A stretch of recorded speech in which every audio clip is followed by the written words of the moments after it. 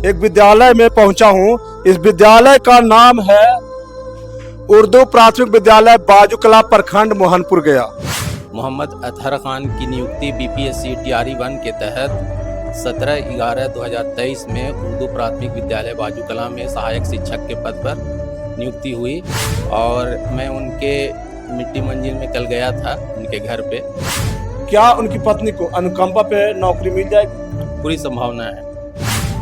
उनकी कमियां कितनी खलेंगी सर? आप उनकी कमियां हमको बहुत ज़्यादा खल रही क्योंकि बहुत अच्छे थे और बहुत घुलने मिलने वाले इंसान थे। क्या शिक्षक के अंदर घमंड होना चाहिए सर? नहीं, ये किसी को भी किसी भी लाइन में घमंड नहीं होना चाहिए। घमंड जो है एक न एक दिन उसी को ले डूबता है। उनकी हमको याद कल से जो है बार बार मेरा चेहरा उनके सामने घूम रहा है और बच्चों से बहुत घुलने मिलने वाले थे और बहुत अच्छे नेक आदमी थे, बहुत दयालु थे। और जो उनकी बीवी जो बेवा हो चुकी हैं, बच्चे यतीम हो चुके हैं, उनकी परवरिश सही से हो सके इसलिए जल्द से जल्द अनुकंपा को उनकी बहाली की प्रक्रिया संपन्न करने की प्रयास किया जाए। नमस्कार, मेरा नाम नीरज सिंह है और आप सभी देख रहे हैं ब्रांड बिहार। अभी मैं गया जिले के प्रखंड मोहनपुर के एक विद्यालय में पहुंचा हूं। इस विद्यालय का नाम है उर्दू प्राथमिक विद्यालय बाजूकला प्रखंड मोहनपुर गया। इस विद्यालय के एक बीपीएससी शिक्षक थे जिनका नाम था मोहम्मद अतहर खान। वो 2023 में इस विद्यालय में बीपीएससी शिक्षक के रूप में उनकी नियुक्ति होती है और उनकी कल के डेट में, कल ईद का दिन था। ईद के दिन में जितने मुस्लिम समुदाय के लोग थे, सारे लोग अपने घर में परिवार लोग के साथ खुशियां मना रहे थे, त्योहार मना रहे थे। लेकिन एक ऐसा परिवार था जिनके घर में मातम छाया हुआ था। इन शिक्षक का नाम है मोहम्मद अतहर खान जिनकी कल मृत्यु हो जाती है। तो मैं यहाँ पे पहुंचा हूँ इस विद्यालय में और यहाँ के जो प्रधानाध्यापक हैं, हेडमास्टर साहब हैं, उनसे थोड़ा बातचीत करने का प्रयास करता हूँ। थोड़ा सा कैमरामैन आइएगा, थोड़ा सा आइए कैमरामैन। हमारे साथ इस विद्यालय के जो प्रधानाध्यापक है वो मौजूद हैं। इनसे बातचीत करने का प्रयास करते हैं। कि क्या नाम हुआ सर आप? हमारा नाम हुआ मोहम्मद सुहेल खान। आप इस विद्यालय के किस पद पे हैं सर? हमें है प्रभारी प्रधानाध्यापक उर्दू प्राथमिक विद्यालय बाजूकला। सर, इस विद्यालय में आप लोग कुल कितने शिक्षक कार्यरत हैं सर? 5 जी। सुनने वाला सर आप ही के विद्यालय के एक थे मोहम्मद अतहर खान जिनकी कल के डेट में मृत्यु निधन हो जाती है। जी। मोहम्मद अतहर खान की नियुक्ति बीपीएससी टीआरई 1 के तहत 17/11/2023 में उर्दू प्राथमिक विद्यालय बाजूकला में सहायक शिक्षक के पद पर नियुक्ति हुई और कल 31/3/2025 को उनकी 6 बजे प्रातःकालीन उनके भाई साहब का फ़ोन आता है कि उनका देहांत हो गया। तो 6 बजे उनका अचानक देहांत हो गया। कैंसर से पीड़ित थे, 1.5-2 महीने से इलाजरत थे और उसी में अपना जो है कि काम भी कर रहे थे। और मैं उनके मिट्टी मंजिल में कल गया था उनके घर पे। मैंने उनके परिवार वालों से भी मिला। परिवार वालों को आश्वासन जहाँ तक हमसे देना था मैंने दिया और मैंने कहा कि भाई अनुकंपा के आधार पे जो सरकार की नियमावली के तहत होता है वो सारे प्रोसेस को फुलफिल करते हुए मैं अनुकंपा के आधार पर उनको ये पदस्थापित करने की कोशिश करूँगा, नियुक्ति करवाने की कोशिश करूँगा। क्या आपको लगता सर उनके परिवार में जो अनुकंपा की नौकरी मिलने की जो व्यवस्थाएं सरकार के नियमावली में जो है, क्या उनकी पत्नी को अनुकंपा पे नौकरी मिल जाएगी? पूरी संभावना है। आप किन किन शिक्षा विभाग के अधिकारियों से बात करके रिपोर्ट दी है सर? मैं प्रखंड शिक्षा पदाधिकारी मोहनपुर गया से भी वार्ता किया मैंने कल प्रातःकालीन।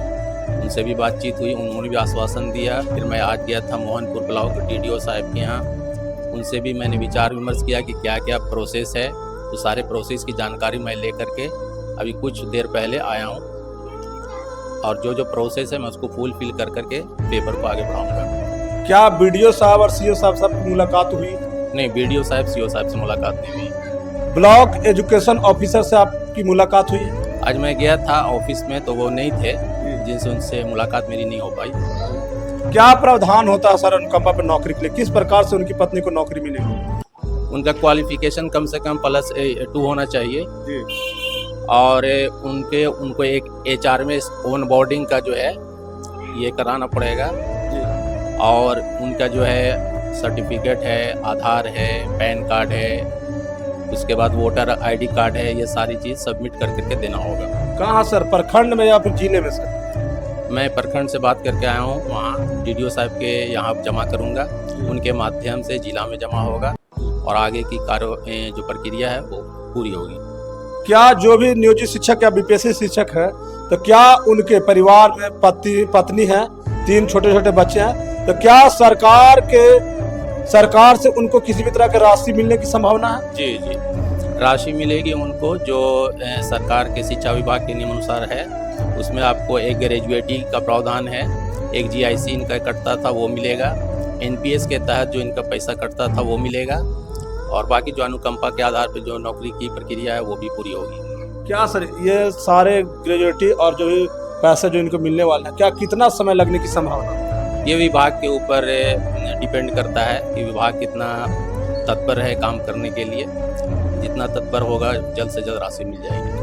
आप लोग अपने विद्यालय में कौन कौन शिक्षक अभी कार्यरत हैं? हमारे यहाँ कार्यरत में हैं, एक अजीत सर हैं, एक मोकीम सर हैं, एक नाइला तबस्सुम हैं, एक मैं हूँ, और एक हमारे बीच जो थे मोहम्मद अतर खान साहब, वो कल अलविदा हो गए। कौन से क्लास तक की आपकी विद्यालय? 1 to 5 प्राइमरी है, 1 to 5 तक पढ़ाई होती है। क्या सर अभी मतलब क्या टाइमिंग आप लोग की चल रही है? 9:30 से 4। 9:30 से 4। बच्चों को 4 बजे तक छुट्टी होती है? जी सर। या 3:30 बजे? 4 बजे। 4 बजे जी। आपके विद्यालय में अभी कुल 4 शिक्षक बच गए कार्यरत, तो क्या सर आप प्रधानाध्यापक हैं, आपके ऊपर इस विद्यालय की सारी जिम्मेवारी है और बच्चों का भविष्य भी आप ही लोग के हाथ में है, क्योंकि बच्चे जो होते हैं तो उनको शिक्षा देने का काम गुरुजन ही करते हैं। तो क्या सर, अब मैं यहाँ पे आया हूँ सर, एक सवाल आपसे कर लेता हूँ, नहीं तो लोग जो मेरे दर्शक हैं उनको लगेगा कि विद्यालय में गए तो सर सिर्फ थोड़ी बात नहीं है। आपके विद्यालय में किस तरह की शिक्षा बच्चों को मिल रही है? ये खेल कूद मनोरंजन के तहत शिक्षा पे फोकस है। FLN का यूज़ किया जाता है। बच्चों को FLN किट के तहत भी जो है कि गतिविधि के माध्यम से शिक्षा दी जाती है, ताकि बच्चे जो है खेलते खेलते पढ़ें और सीखें। बच्चों को आप लोग सही शिक्षा दे पा रहे हैं सर? शिक्षा जगत में वो एक समुंदर है, और बच्चों जो छोटे बच्चे होते हैं उनके साथ बच्चा बनना पड़ता है, तभी शिक्षा दे पाते हैं। बच्चों पर दबाव डाल के शिक्षा नहीं दिया जा सकता है। बच्चों को जितना प्यार से, लाड दुआर से, प्यार से जो भी बोलिए, जो देहाती भाषा में हम लोग बोलते हैं, उनको जितना प्यार से उनको पढ़ाइएगा वो ज़्यादा आपके बात को लेते हैं। तो बच्चे जो है प्यार के भूखे होते हैं। क्या इस विद्यालय के सभी शिक्षक समय से आते हैं और समय से जाते हैं सर? जी सर, समय अनुसार आना और जाना लगा रहता है, क्योंकि पहले हम लोग का अटेंडेंस जो है कि बनता था, आपको रजिस्टर पे बनता था, अभी बनता है, लेकिन अब जो है ऑनलाइन बनता है इस शिक्षा कोर्स पे। तो उसमें क्या होता है, टाइमिंग सेट होता है, जिस समय आप आइएगा वो टाइम फिक्स हो जाएगा, जाइएगा तो वो टाइम फिक्स हो जाएगा। इसलिए अब किसी का भी बेटाइम आना बहुत मुश्किल है।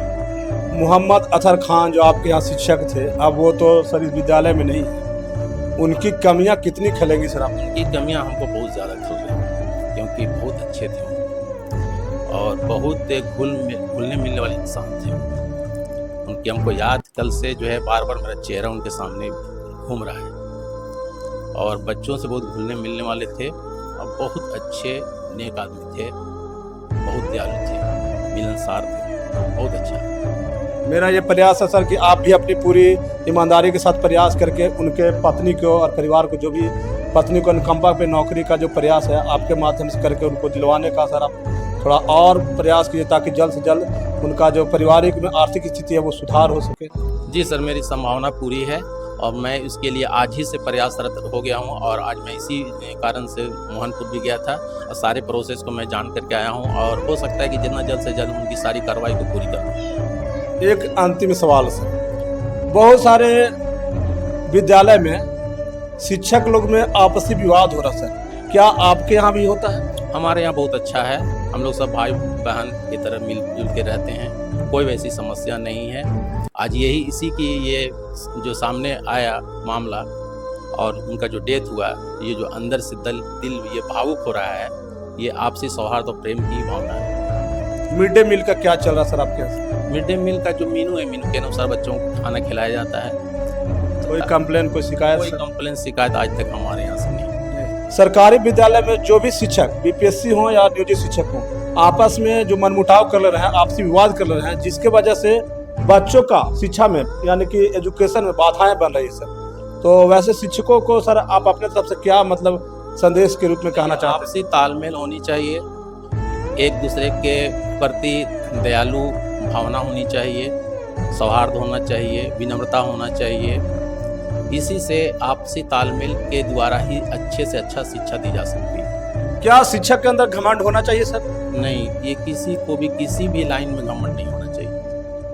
घमंड जो है एक दिन उसी को ले डूबता है। इसलिए किसी भी लाइन में घमंड नहीं होना चाहिए, किसी तरह का भी घमंड। नियोजित शिक्षक आप लोग जो अभी विशिष्ट शिक्षक बन चुके हैं, पहले आप लोग नियोजित शिक्षक थे, अभी नई जो बहाली है वो बीपीएससी शिक्षक है, बिहार पब्लिक सर्विस कमीशन से है। दो तरह के शिक्षक विद्यालय में मौजूद हैं, तो क्या दोनों एक दूसरे से तालमेल रखते हैं?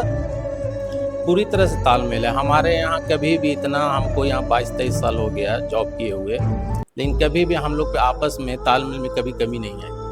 बहुत अच्छा व्यवहार, और मैं सबको जो है अपने भाई तरह बहन तरह लेकर के चलता हूँ।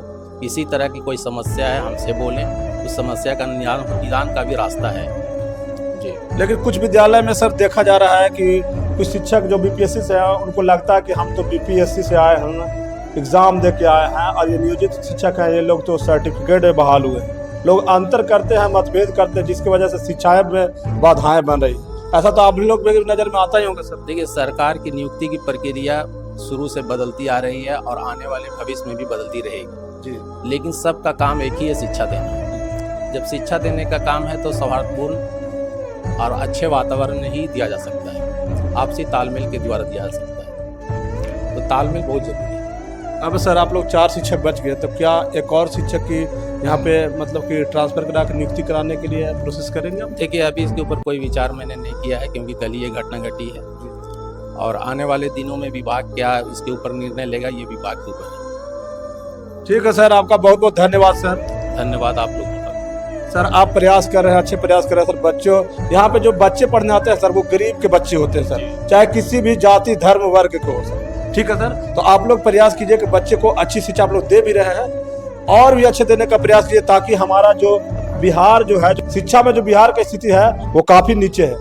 तो जो भी बीपीएससी शिक्षक या नियोजित शिक्षक जो विशिष्ट शिक्षक बन चुके हैं, सारे लोग मिलकर के प्रयास कीजिए कि बिहार के जो बच्चे, गरीब के बच्चे सरकारी विद्यालय में पढ़ने आते हैं, वो जो शिक्षा के नीचे गिरा हुआ उसको ऊपर उठाने का प्रयास करें, बच्चों को अच्छी शिक्षा देने का प्रयास करें, जिससे बच्चे अच्छे नॉलेज प्राप्त करें और अच्छे पद पोजीशन पे जा करके बड़े अधिकारी बन सके, और हमारा देश का, राज्य का, गांव का, समाज का विकास करने में अपना एक महत्वपूर्ण योगदान दे सके। ठीक है सर, आपका बहुत बहुत धन्यवाद सर। आपका भी धन्यवाद जो आप आए और मोहम्मद अजहर खान की आवाज़ को उठाया, और ये विभाग के अधिकारी को भी ये सूचना मिले ताकि उनका काम जल्द से जल्द हो सके, और जो उनकी बीवी जो बेवा हो चुकी हैं, बच्चे यतीम हो चुके हैं, उनकी परवरिश सही से हो सके, इसलिए जल्द से जल्द अनुकंपा को उनकी बहाली की प्रक्रिया संपन्न करने की प्रयास किया जाए। आप लोग इस वीडियो को ज़्यादा से ज़्यादा शेयर कीजिएगा। बहुत बहुत धन्यवाद। जय हिंद।